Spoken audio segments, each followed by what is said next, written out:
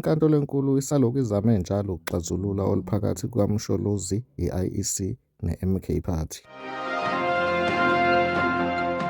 INkantolo yoMthethosisekelo ikhiphe imiyalelo ngesinqumo seKhomishani yoKhetho, i-IEC, ephikisana nesinqumo seNkantolo yoKhetho mayelana nokufaneleka kowayenguMongameli uMnuz Jacob Zuma ukuba sohlwini lwabazovotelwa ezinsukwini ezimbalwa ngemuva kokugodlwa kwesinqumo.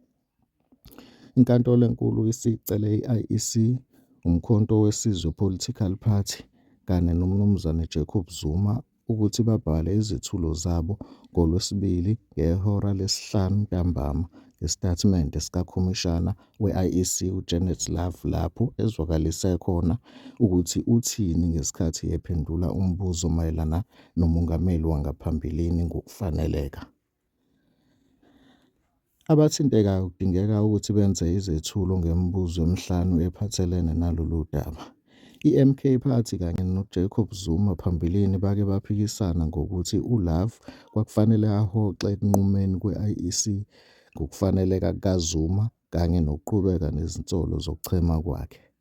NgoLwesihlanu, iConcord ilalele izethulo zesihlalo se-IEC esiphikisa umyalelo weNkantolo yoKhetho owachithwa ngesinqumo. NgoLwesihlanu, iConcord ilalele izethulo zesikhalo se-IEC esiphikisana nomyalelo weNkantolo yoKhetho owachitha isinqumo se-IEC sikaNdasa sokuhoxisa uZuma ngokwesigaba 47(1)(e) soMthethosisekelo.